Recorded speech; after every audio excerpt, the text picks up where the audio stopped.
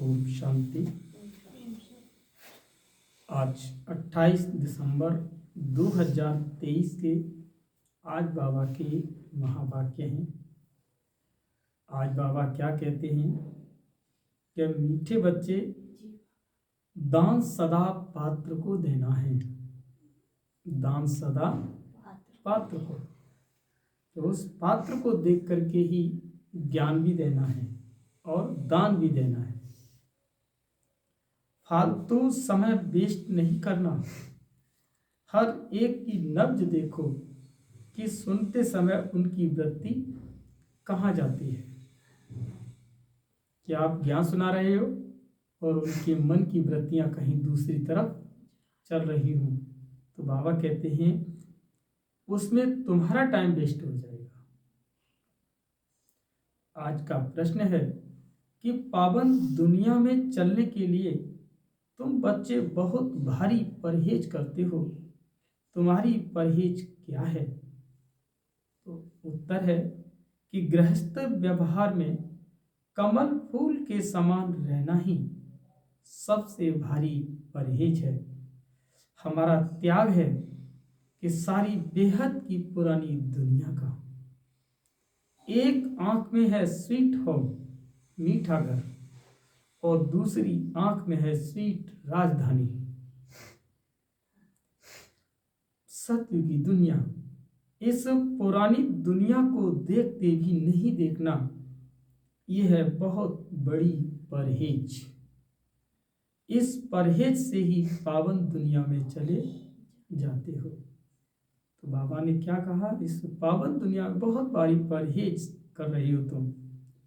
क्या है कि एक आंख में मीठा घर माना परम धाम, और दूसरी आंख में मीठी राजधानी माना सत्ययुग में तुम्हारी बुद्धि में रहनी चाहिए। तो बाबा कहते हैं आप पावन दुनिया में चले जाएंगे। गीत है, धीरज धर मनुआ, अब सुख के दिन आए के आए। ओम शांति। गीत सुनने से ही बच्चों को खुशी का पारा चढ़ जाना चाहिए, क्योंकि दुनिया में दुख तो है ही। मनुष्य मात्र ही है नास्तिक, अर्थात बाप को नहीं जानते। अब तुम नास्तिक से आस्तिक बन रहे हो। तुम बच्चे अब जानते हो कि हमारे सुख के दिन आ रहे हैं।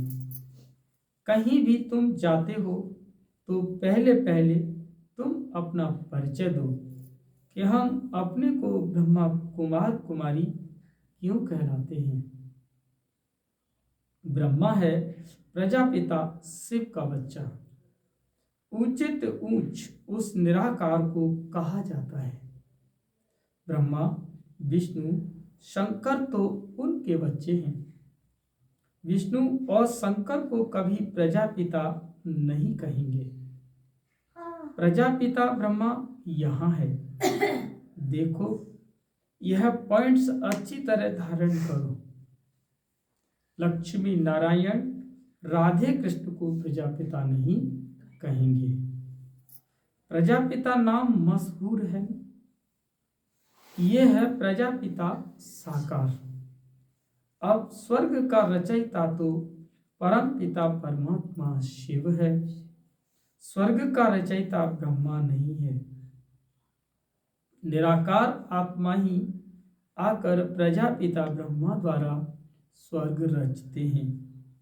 हम उनके बच्चे कितने ढेर हैं। आत्माएं तो हैं ही परम पिता शिव की संतान।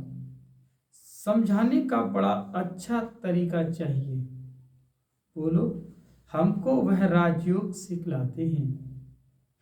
ब्रह्मा द्वारा सृष्टि के आदि मध्य अंत का राज समझाते हैं। तो पहले ये ब्रह्मा सुन लेते हैं, जगत अम्बा भी सुन लेती है। हम हैं बीके। गाया भी जाता है कि कन्या वो है जो 21 कुल का उद्धार करे, 21 जन्म का सुख दे दे। हम परम पिता परमात्मा से 21 जन्म सतयुग त्रेता में सुख पाने लिए वर्षा लेते हैं। बरोबर सत्युग त्रेता में भारत सदा सुखी था, पवित्रता भी थी, तो वो हमारा बाबा है, ये दादा है। अब इनके पास इतने बच्चे हैं, उनको तो कोई परवाह नहीं। कितने उनके बच्चे हैं, हमको ब्रह्मा द्वारा से बाबा राजयोग सिखलाते हैं। उस बेहद के बाप से हमको भरोसा मिलता है। सारी दुनिया पतित है, उनको पावन बनाने वाला एक बाप है। पुरानी दुनिया को बदलने वाला स्वर्ग का रचयिता वो सतगुरु है और सर्व का सदगति दाता। नई दुनिया में है लक्ष्मी नारायण का राज्य। भारत में जो देवी देवताओं का राज्य था, वो लोग इन बातों को चित्त लगाकर अच्छी रीति सुनो। बाबा कहते हैं ना कि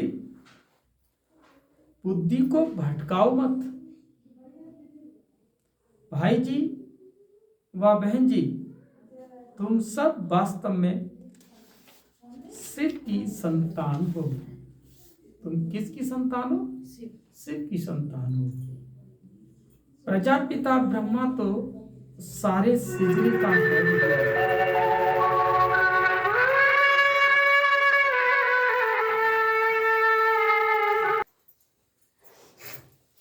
तो प्रजापिता ब्रह्मा तो सारे सिजरे का हेड हुआ। सिजरा माना ये हमारा मूल वतन में जो देखा है, अनेकानेक आत्माओं को घूमते हुए देखा है। तो बाबा कहते हैं कि प्रजापिता ब्रह्मा तो सारे सिजरे का हेड हुआ। हम ब्रह्मा मुख वंशावली ब्राह्मण उनसे वर्षा ले रहे हैं। योग बल से विश्व का राज्य पाते हैं, न कि बाहुबल से। कोई बाहुबल की शक्ति से कोई राज्य कर सकता है, लेकिन योग बल से लक्ष्मी नारायण जो यहाँ पर जिनका राज्य था, उन्होंने कोई युद्ध तो नहीं किया यहाँ पर, लेकिन वो फिर कैसे विश्व के मालिक बने? क्योंकि उन्होंने इस संगम युग पर क्या किया? योग बल से ही, योग बल से इस संगम युग पर तपस्या की, और उसी तपस्या के आधार पर जैसे ही उनको जन्म मिला, तो सतयुग की दुनिया में वो विश्व के कौन बने? मालिक बन गए। हम घर बार नहीं छोड़ते, हम तो अपने घर में रहते हैं। यह स्कूल है मनुष्य से देवता बनने का। ये जो बच्चे पढ़ाई पढ़ रहे हैं, हम बाबा के बच्चे, वो मनुष्य से क्या बनेंगे? देवता बनेंगे। क्योंकि विनाश का समय भी करीब आ रहा है, और विनाश से पहले तुम्हारे अंदर, हम सभी के अंदर, बाबा के बच्चों के अंदर दैवी गुणों से भरपूर हो जाना चाहिए। जब आपकी आत्मा दैवी गुणों से भरपूर होगी, उसी आत्मा का जन्म सतयुग में होगा। क्योंकि उस आत्मा के संस्कार दैवी गुणों जैसे बन जाएंगे। तो कहावत है ना कि खुदा बंदे से पूछे कि बता तेरी रजा क्या है। खुदा बंदे से पूछे कि तेरी रजा क्या है, क्योंकि तुम्हारे अंदर ज्ञान, योग, धारणा, सेवा इतनी तुम्हारी आत्मा के अंदर भरी हुई हो कि आत्मा अपने आप में भरपूर हो। तो जब आत्मा तुम्हारे शरीर से निकल करके जब परम धाम में जाएगी, तो शिव बाबा के पास जाएगी। पहले तो सूक्ष्म वतन में जाएगी, परम धाम में जाएगी, तब खुद पूछेगा कि बता मैं तुझे कहाँ पर जन्म दूं। तो वो क्यों पूछ रहा है? क्यों पूछता है? कोई अधिकारी कोई इंटरव्यू देने जाता है और वो सारे प्रश्नों का जब हल दे देता है, आंसर दे देता है, तो अधिकारी क्या कहता है? बताओ मैं तुम्हारे लिए क्या करूं। खुद पूछता है कि तुम अपनी मर्जी बताओ, क्योंकि उसने सारे प्रश्नों का क्या दिया, आंसर दे दिया। ऐसे ही तुम्हारी आत्मा जब भरपूर होगी तो भगवान स्वयं पूछेगा मैं तुम्हें कहाँ भेजूं। तो बच्चे को कहने की जरूरत नहीं होगी, क्योंकि भगवान को मालूम है कि इसका समय कहाँ पर है, कौन से समय पर जाएगा, कितनी उसकी सत्ता है, उसके अनुसार उस आत्मा का वहां जन्म हो जाएगा। अगर उसकी सत्ता में अगर 10 लाख आते हैं, 20 लाख आते हैं, तो उस आत्मा का जन्म वहां हो जाएगा और वो 20 लाख आत्माओं के ऊपर क्या करेगा, राज्य करेगा। तो वो बाबा हम बच्चों से अभी क्या करा रहा है, तैयारियां करा रहा है। तो बाबा कहते हैं हम घर बार नहीं छोड़ते, हम तो अपने घर में रहते हैं। ये स्कूल है मनुष्य से देवता बनने का। मनुष्य तो कोई देवता बना न सके। ये दुनिया ही पतित है, गंदी दुनिया है ये। पानी की गंगा तो पतित पावनी नहीं है, उसमें बार बार उसमें स्नान करने जाते हैं, पावन बनते ही नहीं। कोई बना आज तक? अगर गंगा के पानी से अगर पावन हो जाते तो धरती पर कब का सतयुग आ जाता ना, क्योंकि पावन दुनिया कहाँ की होती है, सतयुग की। और जब सतयुग की दुनिया में सब पावन होंगे तो वो पावन कैसे बनेंगे? तो आज तो सब गंगा जी नहा के आ गए, तो अगर वो पावन बन जाते तो धरती पर सतयुग आ जाता। तो बाबा कहते हैं वो तो पावन पतित पावनी नहीं है, पावन बनते ही नहीं है। ऐसे ही रावण का मिसाल है कि बार बार जलाते रहते हैं रावण को बार बार जलाते हैं। एक व्यक्ति एक बार जल जाए वो दोबारा आ सकता है? लेकिन रावण तो हर साल आ जाता है, उसको जला देते हैं और वो दूसरी साल जब आती है तो वो बन करके फिर तैयार हो जाता है। लेकिन फिर उसे क्यों जलाते हैं जब एक बार जला दिया तो? बाबा कहते हैं रावण मरता नहीं। ये रावण वाला पोस्टर भी ले जाना चाहिए, कोई ऐसी बड़ी जगह लगाओ जो एल्बम भी ले जाना चाहिए। देखो ये सब बच्चे हैं और सभी की प्रतिज्ञा की हुई है पवित्र रहने की। वास्तव में ब्रह्मा के सभी बच्चे हैं। प्रजापिता ब्रह्मा सिजरे का हेड है, वही कौन बनेगा हेड? माना श्री कृष्ण, वही बनेगा सतयुगी दुनिया में। इस समय प्रैक्टिकल हम ब्रह्मा कुमार कुमारियां हो तुम भी, परंतु तुम पहचानते नहीं हो। अभी दुनिया में कोई सच्चा ब्राह्मण नहीं है? कहीं किसी में कोई कमी है, किसी में क्रोध आ जाता है तो किसी के अंदर मोह होता है, किसी के अंदर अहंकार आ जाता है, किसी के अंदर लोभ रहता है। तो बाबा कहते हैं अभी कोई सच्चा ब्राह्मण नहीं है। सच्चे ब्राह्मण तो हम हैं, राज्य भी हम पाते हैं। फिर यह ब्राह्मणों का सिजरा, ब्राह्मण है चोटी। बच्चों को समझाया है कि श्री कृष्ण भगवान नहीं है, क्योंकि वो कौन है? देवता है। कौन है वो? देवता। उनको भी देवता बनाने वाला कोई और था। वो कौन था? वो शिव बाबा थे, जिनसे उन्होंने वर्षा लिया, तपस्या किया और तब जाकर के वो अगले जन्म में कौन बने? कृष्ण बने।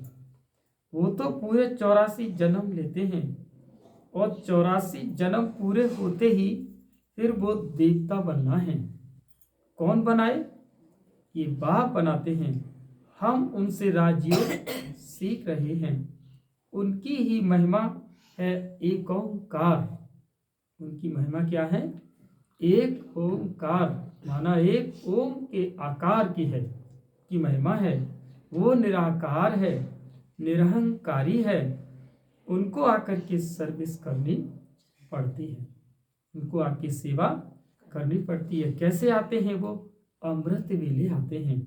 अगर आप अमृत वेले उठ करके अगर बाबा को याद करोगे तो आपको बहुत बड़ी ताकत मिलेगी, आपको बहुत बड़ी शक्ति मिलेगी, आपके अंदर का अंधकार टूट जाएगा आपके जीवन में एक आशा की नई किरण मिलेगी, जीवन बदल जाएगा, सारे संकट कट जाएंगे अगर 4 बजे उठ करके अगर बाबा को बैठ करके याद किया।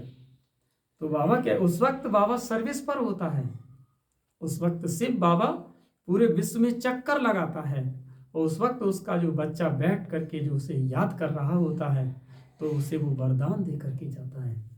और जो बच्चा अगर सो रहा होता है तो उसे देख करके वो चला जाता है। तो जो उठ करके अगर बैठा है तो वो चक्कर लगा रहा है, पूरे विश्व की आत्माओं को देखता है वो, और जो उसकी याद में बैठा है तो बाबा उसे वरदान दे करके जाता है। तो उसके वरदान लेने चाहिए। बाबा कहते हैं पतित दुनिया पतित शरीर में वो आते हैं। वही अभी गीता एपिसोड रिपीट हो रहा है, जो आप लोगों ने टीवी पर महाभारत देखा था, श्रीमद् भगवत गीता के अनेक प्रकार से आपने लीलाएं देखी थी। बाबा कहता है वो एपिसोड पुनः जो 5000 वर्ष पहले जो हुआ था वो फिर से रिपीट हो रहा है। महाभारी लड़ाई लगी थी, सब मच्छरों सदृश गए थे, झुंड के झुंड। मच्छर कैसे घूमते, झुंड के झुंड। जब महाभारत हुआ था तो एक एक दिन में कितने मरते थे, टीवी पर देखा था ना। बाबा कहता है ऐसे ही यहाँ पर भी जाएंगे।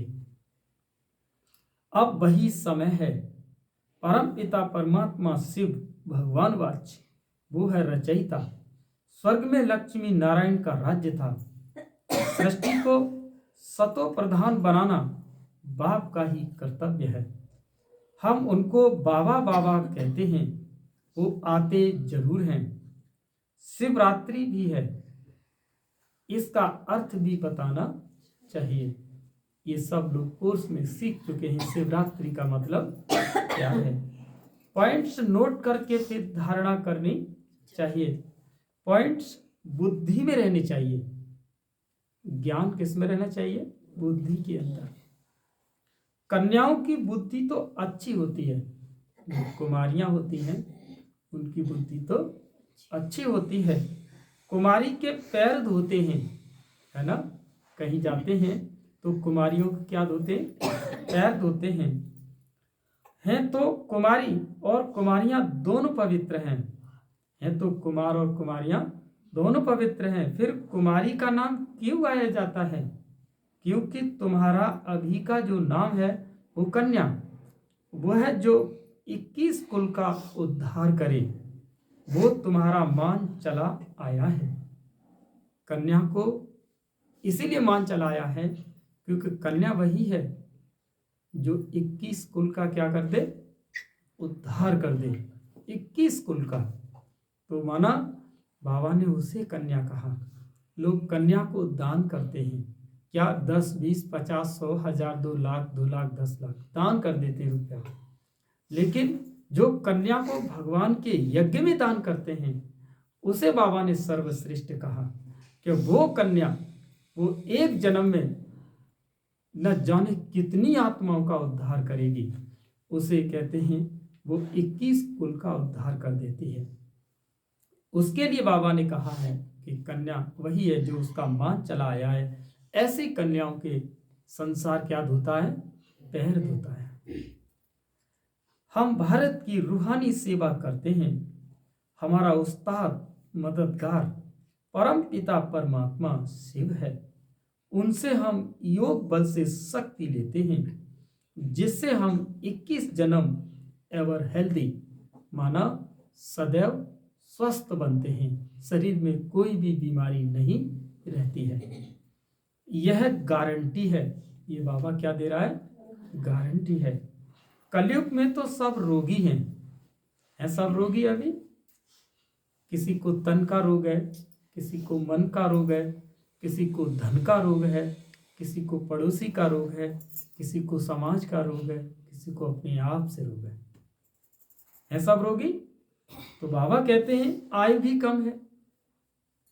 सतयुग में इतनी बड़ी आयु वाले कहां से आए? इस राजयोग से इतनी बड़ी आयु वाले बनते हैं। वहां अकाले मृत्यु होती नहीं, एक शरीर छोड़ दूसरा लिया जाता है, ये पुरानी खाल है। ये शरीर क्या है तुम्हारी? पुरानी खाल है। सिर्फ बाबा की याद में रह इस देह सहित देह के सब संबंधों को भूल जाना है। देह सहित देह के जो भी संबंध हैं, बाबा ने क्या कहा? देह सहित देह के जो भी संबंध हैं उन्हें भूल जाना है। बुद्धि से हम बेहद का त्याग करते हैं। हमारी बुद्धि योग ही रूहानी यात्रा है। हमारी जो बुद्धि का जो योग है वो रूहानी यात्रा है, आत्मा की यात्रा है, किसी शरीरधारी की यात्रा नहीं है। किसी हमें शरीरधारी को याद नहीं करना, गुरु गुसाई को याद नहीं करना। हमें अपने को यहाँ आत्मा समझ करके उस शिव बाबा को याद करना है, जो आपकी आत्मा का वो पिता है। वो तुम्हारी रूहानी यात्रा कराएगा, वो तुम्हें रूहानी यात्रा करना सिखाता है। इसीलिए तो 4 बजे उठा जाता है कि 4 बजे उठ कर के तुम मेरे को याद करो, मैं आऊँगा। तुम्हारे अंदर की भरी हुई जो गुत्थी है, उलझा हुआ जो मन है, जो उलझे हुए तुम्हारे बहुत सारे काम हैं, मैं उन्हें सुलझाने के लिए तुम्हें युक्ति बताने आऊँगा। लेकिन तुम मेरा यूज तो करो, उसका क्या करो? यूज करो, उसे प्रयोग करना सीखो। उसका प्रयोग तभी कर सकते हो, भगवान से तभी लाभ ले सकते हो जब भगवान चक्र लगाता है। और उसका चक्र कब लगता है? 4 बजे अमृत वेले लगता है। आप उसकी याद में बैठ जाओ तो सारी समस्याओं का हल हो जाएगा। बाबा कहते हैं वो जिस्मानी यात्रा मनुष्य सिखलाते हैं, बुद्धि की यात्रा बाप के सिवाय कोई सिखलाने वाला नहीं है। यह राजयोग सीखने वाले ही स्वर्ग में आएंगे। अब फिर से सैपलिंग लग रहा है। सैपलिंग माना कलम। किसका? नई दुनिया का। हम बच्चे नई दुनिया के लिए तैयारियां कर रहे हैं। हम सब उस बाप के बच्चे हैं। हम बच्चों को शिव बाबा से वर्षा मिलता है। ये दादा भी शिव बाबा से वर्षा लेते हैं। आप भी बेहद के बाप से वर्षा लो। ये बड़ी हॉस्पिटल है। हम 21 जन्मों के लिए फिर कभी रोगी नहीं बनेंगे। हम भारत की सच्ची सेवा कर रहे हैं, इसीलिए गायन है शिव शक्ति सेना। तो तुम कौन हो? शिव की कौन हो? शिव की शक्ति हैं आप, और शिव परमात्मा और तुम उसकी शक्तियां। इसीलिए बाबा ने कहा बच्चे तुम शिव शक्ति हो। अब बाप कहते हैं याद से अपने विकर्म विनाश कर लो। जो पूर्व जन्म के जो पाप हैं आत्मा के ऊपर, बाबा कहते हैं उनको विनाश कर लो। किससे? याद करके मुझे। तो आत्मा शुद्ध बन जाएगी और ज्ञान को धारण करने से तुम चक्रवर्ती राजा बन जाएंगे। चक्रवर्ती राजा है ना अपने पास में, राजा बेन चक्रवर्ती, नाम सुना है? अतरंजी खेड़े वाले राजा, क्या नाम था उनका? राजा बेन चक्रवर्ती। तो वो कैसे बने? वो अभी के समय पर ही उन्होंने शक्तियां धारण की थी, तब वो राजा बेन चक्रवर्ती कहलाए। तो बाबा कहते तुम चक्रवर्ती राजा बनेंगे। हम पवित्र बनेंगे तो लक्ष्मी को अथवा नारायण को भी बरेंगे। बरेंगे माना उसी के साथ तुम्हारा क्या होगा? संबंध विवाह होगा। सर्वगुण संपन्न संपूर्ण निर्विकारी यहां नहीं बनेंगे तो लक्ष्मी नारायण को फिर कैसे बर सकेंगे? उसके साथ तुम्हारा कैसे विवाह हो सकता है? अगर इस जन्म में अगर आप अपने अंदर इन संस्कारों का परिवर्तन नहीं करेंगे तो। इसीलिए कहा जाता है कि अपने में अपने को देखो, आईने में अपने आप को देखो कि लक्ष्मी नारायण को बनने लायक बने हो। शीशे में अपनी क्या देखो? शक्ल देखो, क्या मैं लक्ष्मी को बनने लायक हूं? क्या ऐसी मेरी तपस्या हो चुकी है? क्या मैं अगले जन्म में बर सकूंगा? तो बाबा कहते हैं पूरा नष्ट मोहा नहीं बनेंगे तो लक्ष्मी को बर नहीं सकेंगे, फिर प्रजा में जाएंगे। सिर्फ बाबा को भी परम धाम से आना पड़ता है। पतित जरूर पतित दुनिया में आए हो तो पावन बना करके ले जाएंगे। यहाँ हम परहेज भी बहुत रखते हैं। हमारी एक आंख में स्वीट होम और दूसरी में स्वीट राजधानी। एक आंख में स्वीट होम माना मीठा घर माना परम धाम, और दूसरी आंख में स्वीट राजधानी माना सतयुगी दुनिया के सीन बने हुए रहने चाहिए। एक आंख से परम धाम की याद और दूसरी आंख से सतयुग की याद। हमारा त्याग सारी दुनिया का है। घर ग्रस्त में रहते कमल फूल समान पवित्र रहते हैं। बूढ़े समझते हैं वानप्रस्थ अवस्था है, चलो मुक्ति धाम के लिए पुरुषार्थ करें। इस समय तो सबकी वानप्रस्थ अवस्था है। वानप्रस्थ माना बुजुर्ग। इस वक्त सबकी अवस्था कैसी है? बुजुर्ग अवस्था है। हर एक को हक है बाप से वर्षा लेने का। हर एक को हक है कि उस परमात्मा से हमें क्या मिले? वर्षा मिले, ज्ञान योग शक्तियां मिले। वर्षा का संबंध ही है प्राप्ति संबंध। उस संबंध जब आप परमात्मा के साथ जोड़ोगे तो उससे तुम्हें जरूर प्राप्तियां होंगी। दुख दाम को भूल जाना है, यह है बुद्धि से त्याग। हम पुरानी दुनिया को बुद्धि से भूल नई दुनिया को याद करते हैं, फिर अंतमति सुगति हो जाती है। ये सबसे बड़ी गॉड फादरली यूनिवर्सिटी है। भगवान वाच, मैं राजयोग सिखलाकर मनुष्य से देवता बनाता हूं, ऐसे ऐसे समझाना चाहिए। बोलो, हम जो सुनाते हैं वो बैठ करके सुनो। बीच में प्रश्न पूछने से वो प्रवाह टूट पड़ता है। हम आपको सारे सृष्टि चक्र का राज बतलाते हैं। सिर्फ बाबा का ड्रामा में क्या पार्ट है, उस परम पिता परमात्मा का इस ड्रामा में क्या पार्ट है, लक्ष्मी नारायण कौन है, हम सब की जीवन कहानी बताएंगे। हर एक की नब्ज देखनी चाहिए, उस समय की वृत्ति देखनी चाहिए कि वो ठीक सुनता है या तबाही होकर के तो नहीं बैठा है। सत्संग में आए और मन में तबाही हो तो वो सत्संग नहीं सुन पाएगा, क्योंकि मन में क्या है? तबाही मची हुई है। कहीं कहीं की ऊहापोह बुद्धि में भरी हुई है, कहीं कहीं की समस्याएं बुद्धि में भरी हुई है। तो बाबा ने कहा बुद्धि में तबाही है तो वो बुद्धि फिर ज्ञान कैसे सुनेगा। इसलिए कुछ पलों के लिए हमें सब कुछ भूल जाना है, सब कुछ बाबा के ऊपर छोड़ देना है और बुद्धि में बिल्कुल शांति से हमें बैठ करके सुनना है। तो यहाँ वहां तो नहीं देखता, यहाँ वहां भी देखते हैं। कौन सामने सुनकर झूमते हैं, ये ज्ञान की डांस है। वे स्कूल तो छोटे होते हैं जो टीचर अच्छी रीति देख सकें और नंबरवार बैठाए। यहाँ तो बहुत है, नंबरवार बैठा नहीं सकते। तो देखना पड़ता है किसकी बुद्धि कहीं भागती तो नहीं है। मुस्कुराते हैं, खुशी का पारा चढ़ता है, ध्यान से सुनता है। दान सदा पात्र को देना चाहिए। बाबा ने कहा दान सदैव पात्र को दे करके देना चाहिए। फालतू समय वेस्ट नहीं करना है। नब्ज देखने की भी समझदारी चाहिए। मनुष्य तो डरते हैं, खास सिंधी लोग समझते हैं कि कहीं बीके जादू न लगा दे, इसीलिए सामने देखते भी नहीं है। शिव बाबा समझाते हैं तुम ब्राह्मण ही त्रिकालदर्शी बनते हो।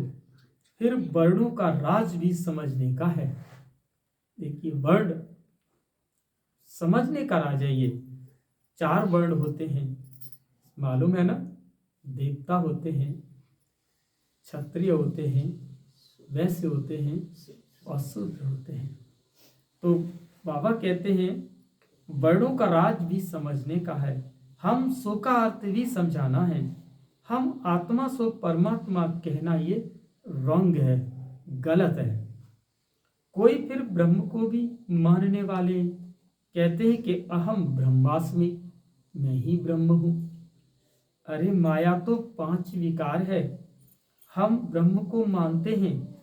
अब ब्रह्म तो महतत्व है, तो हमारा वो तो निवास स्थान है जहाँ आत्मा रहती है। उस स्थान को क्या कहते हैं? ब्रह्म महातत्व कहते हैं। कह देते हैं कि हम ब्रह्म हैं। बाप की महिमा अलग है, सर्वगुण संपन्न, 16 कला संपूर्ण। ये महिमा देवताओं की है। आत्मा जब शरीर के साथ है तब उसकी महिमा है। आत्मा ही पतित अथवा पावन बनती है। आत्मा को निर्लेप नहीं कह सकते। इतनी छोटी सी आत्मा में 84 जन्मों का पार्ट है, उसको फिर निर्लेप कैसे कहेंगे? निर्लेप का मतलब है कि आत्मा के ऊपर लेप छेप नहीं है। और शिव बाबा कहते हैं कि आत्मा के ऊपर लेप और छेप है, इसी कारण तो वो सुख और दुख में आई है। बिना सुख दुख के, लेप छेप के बिना उसके जीवन में सुख और दुख नहीं हो सकता। और निर्लेप होती तो उसे सुख और दुख नहीं मिलता, क्योंकि वो इस जीवन में चाहे कितने भी बड़ी गलत काम करता, लूट पाट करता, हत्याएं करता, धन को एकत्रित करता और जीवन को सुखी बना करके अपने जीवन को ऐश और आराम में गुजार देता। क्यों? क्योंकि वो जानता था कि आत्मा निर्लिप्त है, मेरे ऊपर उसका कोई असर नहीं होगा, अगले जन्म में जाऊंगा कुछ नहीं होगा मेरा। तो परमात्मा कहते हैं कि आत्मा के ऊपर ही तो लेप और छेप है, इसी कारण ही तो तुम्हें सुख और दुख में आना पड़ा है। सुख दुख उस आत्मा के ऊपर होने के कारण ही तो मिले हैं तुमको। कुछ न कुछ पूर्व जन्म में करके आए हो, सो भुगत रहे हो, और इस जन्म में करोगे तो वो अगले को भुगतोगे। तो 3 जन्म का ज्ञान तो तुमको अभी है। और शिव बाबा हमको कितने जन्मों का बताता है? 84 जन्मों का ज्ञान बताता है। अभी बाबा पीस स्थापन करते हैं, तो तुम बच्चे बाबा को क्या प्राइज देते हो?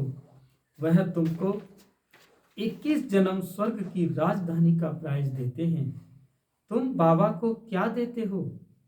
तो इतनी प्राइज बाप को देते हैं, उतनी फिर बाप से लेते भी हैं। पहले पहले इनसे प्राइज दिया। शिव बाबा तो दाता है, राजे लोग कभी हाथ में ऐसे लेते नहीं हैं, उनको अन्नदाता कहा जाता है। मनुष्य को दाता नहीं कह सकते। भल तुम सन्यासी आदि को देते हो, परंतु रिटर्न फल तो फिर भी शिव बाबा दाता देता है।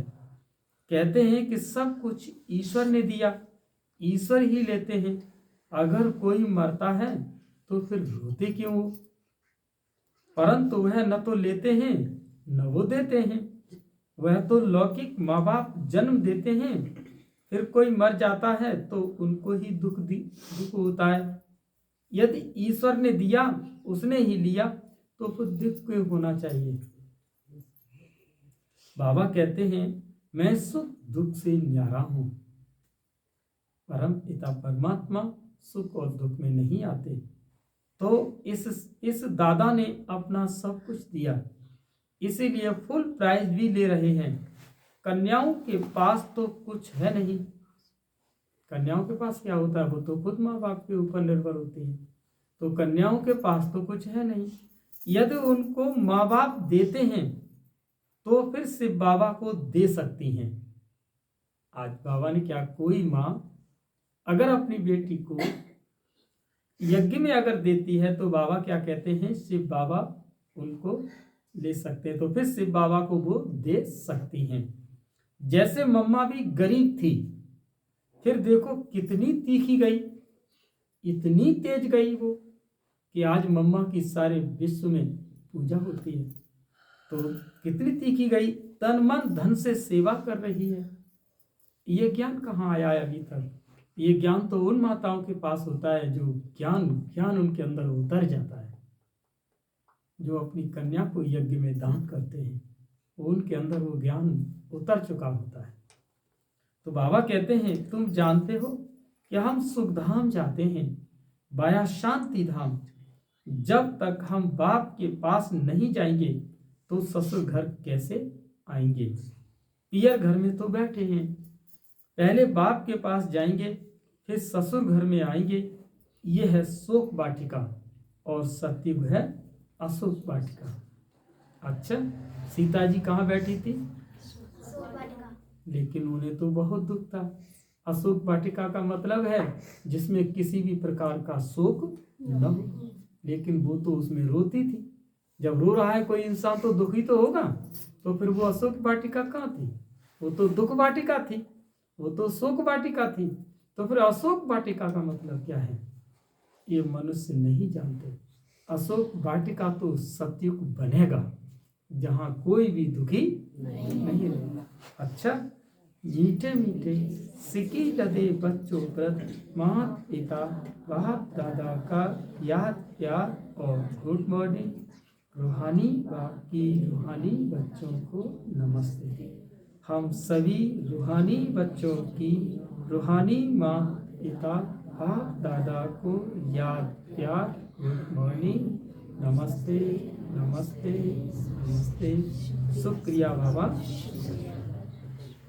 अब सुनते हैं धारणा के लिए मुख्य सार। इस वानप्रस्थ अवस्था में स्वीट होम और स्वीट राजधानी को याद करने के सिवाय बुद्धि से सब कुछ भूल जाना है। पूरा नष्ट मोहा बनना है। कोई ज्यादातर किसी में मोह नहीं रखना, क्योंकि जीते जी सब नाते हैं। किसके साथ मोह? बाबा कहते हैं, बुद्धि को स्वीट होम माना परम धाम और स्वीट राजधानी माना सतयुग में। बस यही अपनी बुद्धि को रखना है। दूसरा पॉइंट है, बुद्धि योग से बेहद का त्याग कर रूहानी यात्रा करनी है। श्रीमत पर पवित्र वन भारत की सच्ची सेवा करनी है। आज बाबा ने बुद्धि योग के बारे में ज्यादा कहा है। क्या कहा है? बुद्धि योग, बुद्धि योग, बुद्धि का योग परमात्मा के साथ हो। आज का वरदान ले सभी। और श्रेष्ठ कर्म रूपी डाली में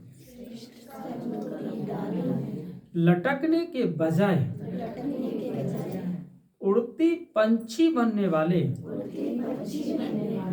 हीरो पाठधारी भव। तो बाबा ने क्या कहा कि श्रेष्ठ कर्म रूपी डाली में, कि हमें अपने कर्म श्रेष्ठ करने हैं। क्या करना है? कर्म श्रेष्ठ करने हैं। ऐसी डाली है हमारी, तो बाबा कहते हैं उस डाली पर लटकने वाले नहीं, श्रेष्ठ कर्म करते हुए हमें आगे बढ़ते जाना है। एक उड़ता पंछी बनना है, तभी तो तुम हीरो पाठधारी बन पाओगे। तो डिटेल में बाबा ने क्या कहा कि संगम युग पर जो श्रेष्ठ कर्म करते हो, और श्रेष्ठ कर्म तब कहे जाते हैं जब हम अपनी आत्मा की स्मृति में कार्य करते हैं। उन्हें कौन से कर्म कहते हैं? श्रेष्ठ कर्म कहते हैं। यह श्रेष्ठ कर्म हीरे की डाली है। संगम युग का कैसा भी श्रेष्ठ कर्म हो, लेकिन श्रेष्ठ कर्म के बंधन में फंसना अथवा हद की कामना रखना, यह सोने की जंजीर है। ज्ञान में चलने के बावजूद भी कुछ न कुछ अंदर लगा रहता है, तो बाबा कहते हैं ये भी सोने की जंजीर है। इस सोने की जंजीर अथवा हीरे की डाली में भी लटकना नहीं है, क्योंकि बंधन तो बंधन है, बंधन तो बंधन है। इसीलिए बाप दादा सभी उड़ते पंछियों की स्मृति दिलाते हैं। जब पक्षी डाली को छोड़ के जब उड़ने लगता है तो उसे उस डाली से कोई भी मोह, क्योंकि वो तो उड़ रहा है गगन में। ऐसे ही बाबा ने कहा तुम्हें ये बंधनों की डाली को तोड़ना है। सब अपना अपना नसीब लेकर के यहाँ लाए हैं। तुम्हें किसी के साथ अपने नसीब, उसके नसीब की चिंता नहीं करनी है, क्यों?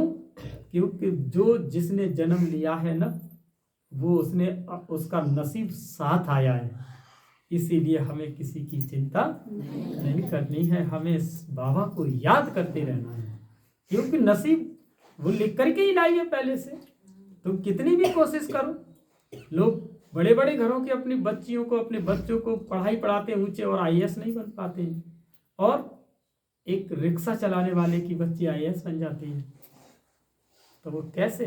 वो अपने संस्कार खुद लेके, नसीब अपना वो खुद लाई है। इसीलिए किसी के नसीब की तुम्हें चिंता करने की जरूरत नहीं। इसीलिए बाप दादा कहते हैं, उड़ते पंछी की स्मृति दिलाओ कि सर्व बंधन अर्थात हदों को पार कर हीरो पाठधारी बनो। हीरो पाठधारी बनो। आज का स्लोगन है कि अंदर की स्थिति का दर्पण चेहरा है। अंदर की स्थिति का दर्पण चेहरा है। चेहरा कभी खुश्क न हो, खुशी का हो। चेहरा किसका हो? खुश्क नहीं होना चाहिए, माना उदास नहीं होना चाहिए। चेहरा कैसा होना चाहिए? खुशी का चेहरा होना चाहिए। ठीक है ना? तो अंदर की स्थिति का जो तुम्हारा है वो दर्पण, वो तुम्हारा चेहरा है। तो चेहरा कैसा नहीं होना चाहिए? उदास नहीं होना चाहिए। कैसा होना चाहिए? खुशी का। क्यों? कौन मिला? बाबा मिला। तो बाबा ने क्या दिया कि बच्चे तुम्हें मैं इस जन्म में भी तुम दुखी नहीं रह सकते, और मैं तुम्हारे 21 जन्मों का मैं तुम्हारा भाग्य बना रहा हूं। तो फिर दुख किसका? और बंधन के लिए बोल रहा है कि हर आत्मा यहाँ पर अपना नसीब लेकर के आई है, तो फिर तुम क्यों उसके लिए परेशान हो? तो कैसे रहना है? सदा खुश रहना है। अच्छा, ओम शांति। आज बाबा के ये थे महावाक्य।